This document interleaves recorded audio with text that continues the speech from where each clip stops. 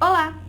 Você já se questionou como os portugueses introduziram a escravidão indígena no Brasil colonial?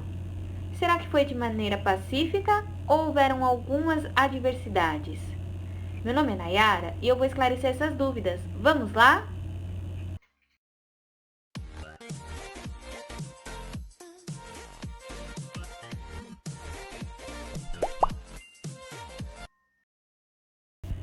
Bom, pessoal, antes de começar a falar sobre o que eu irei abordar no vídeo de hoje, acho muito importante eu relembrar vocês que eu tenho outros vídeos onde eu falo sobre o Brasil colonial.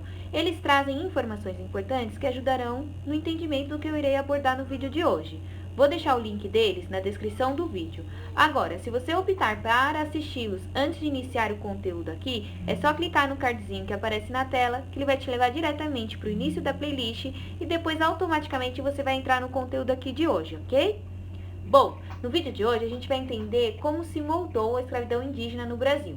Vou explicar os desafios que os portugueses encontraram neste tipo de escravidão, as medidas que os portugueses tomaram para efetivar a escravidão indígena e como estava o cenário colonial perante a escravidão.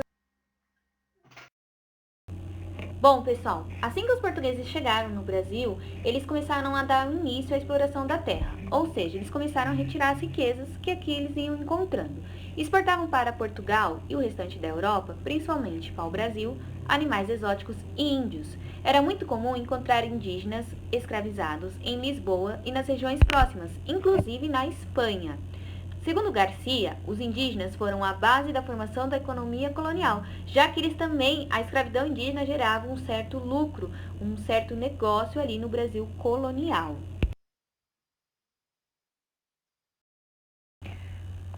Os portugueses, eles encontraram diversas dificuldades para tornar os indígenas escravos.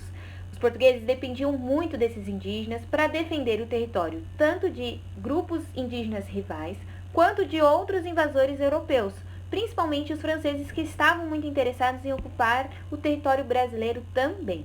Então, os portugueses firmam uma aliança militar com esses indígenas, que ajudavam a combater os grupos rivais, de indígenas e também os franceses, e eles também forneciam informações importantes e também alimentos para os portugueses, para a sobrevivência deles aqui no território, já que os portugueses não dominavam o espaço que eles estavam ocupando igual os indígenas, Então eles precisavam muito dos indígenas.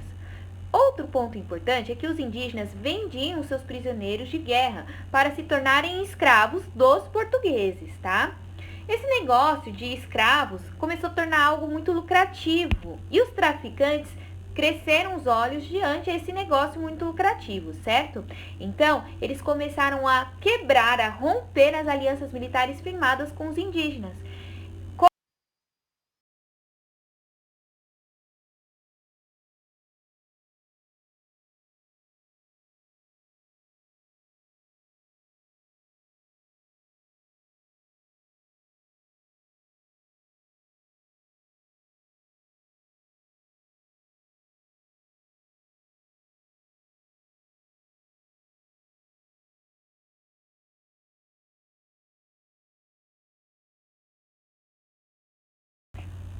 Diante disso, os colonos pedem ajuda à coroa contra esses traficantes de escravos.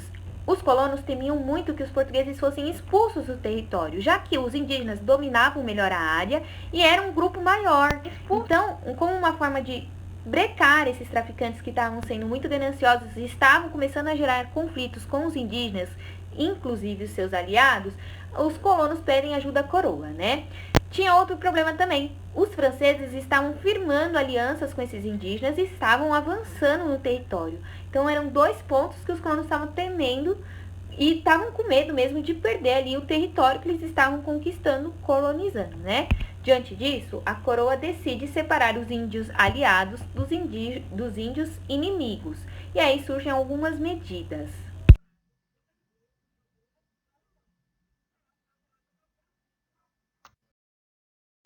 Essas medidas foram tomadas durante o governo geral, onde eu já expliquei em um outro vídeo o que foi esse governo geral. Em 1549, teve essa instauração do governo geral, que era liderado por Tomé de Souza. Tomé de Souza utiliza de dois recursos para brecar esses conflitos que tinham com os indígenas. Primeiro, era a elaboração de um regimento que foi redigido pelo próprio rei, tá? Tipo um conjunto de regras. E também a presença dos jesuítas, que foi muito importante para o contato com os indígenas neste período, tá bom? Com isso surge o Estatuto Indígena, que declara, que designa, que concretiza a liberdade aos aliados, os indígenas aliados, tá? Esses eram obrigados a trabalhar para a coroa e também para os colonos de forma remunerada. Então, os indígenas começam a receber pelo serviço prestado, tanto para a coroa quanto para os colonos. Eles tinham algumas garantias. Dentre elas, eles possuíam propriedades coletivas dentro dos aldeamentos. Então, eram porções de terras doadas a esses sujeitos dentro dos aldeamentos indígenas onde eles viviam, tá bom? A escravidão indígena ainda é presente neste momento, só que ela ocorre de duas maneiras, que é o resgate e as guerras justas. Vamos entender o que era esse resgate.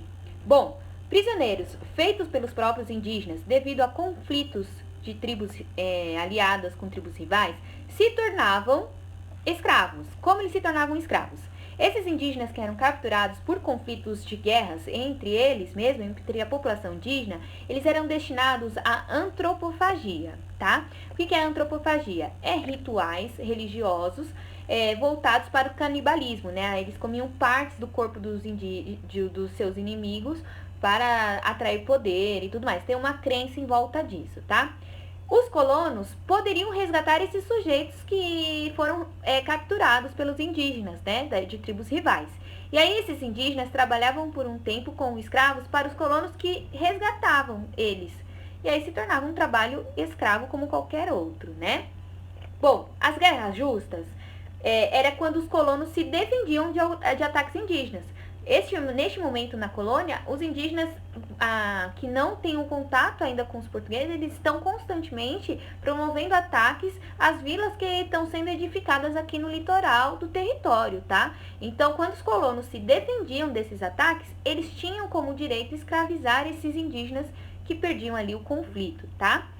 Os dois pontos que eram permitidos de escravidão indígena no Brasil, eles eram pretextos para escravizar os indígenas. Nenhum dos dois eram para beneficiar os indígenas. Era só pretextos para justificar uma escravidão indígena. Bom, o cenário começa a mudar quando a economia colonial passa a ser de produção açucareira. Isso ocorre principalmente no Nordeste, quando eles descobrem que o solo é propício para essa situação, tá? A mão de obra passa a ser de africanos escravizados. Então, começa a surgir um mercado, um tráfico negreiro aí neste momento, tá? Os trabalhadores indígenas, tanto escravos quanto assalariados, continuaram existindo da mesma forma que já era prevista ali depois do Estatuto Indígena, tá bom? Porém, eles não eram a base de produção, eles não eram a mão de obra principal a partir do desenvolvimento da produção açucareira, tá bom? As regiões menos prósperas, né, com relação à produção açucareira, elas tinham como essencial a mão de obra escrava indígena, tá bom? E também assalariada. Só que elas passaram a ser de administração particular. O que seria isso, né? Os indígenas continuam sendo livres, eles prestavam serviços aos seus administradores, né? E em troca, eles eram catequizados. Então, como pagamento, eles recebiam a catequese. Os indígenas eram deixados em testamentos e por isso que eles eram considerados escravos, tá? Só que eles justificavam de uma outra maneira. Bom, em 1640, houveram tentativas de proibir a escravidão indígena, porém surgiram revoltas por parte dos colonos que acreditavam que a mão de obra indígena era essencial para promover ali os seus ganhos, seus lucros mensais, tá? Os jesuítas, que eram responsáveis pelas questões indígenas no período colonial, eles tentam proibir as bandeiras que buscavam os cativos ali na região do Paraguai, tá? A bandeira, além de aumentar o território brasileiro, ela tinha como objetivo capturar indígenas mesmo, tá bom? O Papa e o Rei apoiam essa decisão dos jesuítas, tá? Porém, os colonos não aceitam e expulsam os jesuítas dessas regiões. Isso ocorreu principalmente ali em São Paulo e Rio de Janeiro, que não estava promovendo um desenvolvimento da produção açucareira, tá? Marquês de Pombal, que foi secretário do Estado do Reino de Portugal, em 1750, ele consegue controlar a situação indígena, né? Ele declara absoluta e definitiva liberdade indígena. Os indígenas têm direitos plenos, eles são considerados portugueses dentro da colônia, igual os portugueses tinham os mesmos direitos que os portugueses de nascença tinham dentro da colônia, tá? Eles têm direitos plenos, né? A coroa tinha por objetivo criar uma massa populacional para ocupar o território, já que a população era muito escassa de portugueses aqui no Brasil. Então, o objetivo de tornar os indígenas com direitos plenos dentro do território brasileiro era de aumentar a massa populacional, tá? Os indígenas encontram diversas dificuldades culturais, já que eles têm que falar a língua portuguesa. Bom, pessoal, eu vou voltar a falar sobre o Brasil colonial, porém eu vou focar nas questões das bandeiras e dos bandeirantes, como eles viviam e tudo mais. Vou deixar como indicação o filme A Missão, que mostra como os jesuítas tinham esse contato com os indígenas, como era esse contato entre jesuítas e indígenas. É muito interessante, é um filme um pouco antigo, mas ele aborda muito bem essa questão.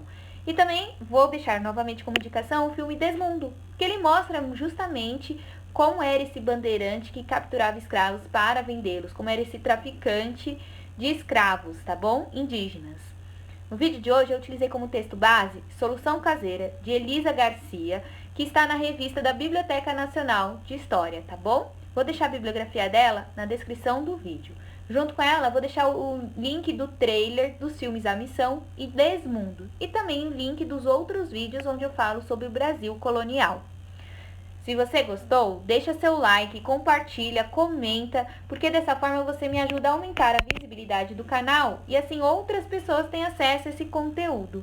Se inscreva no canal para continuar acompanhando as novidades. Eu posto vídeos de segunda, quarta e sexta, sendo que de segunda e sexta História Geral e às quartas-feiras História do Brasil. E aos sábados eu posto algum conteúdo relevante referente à nossa atualidade. Muito obrigada!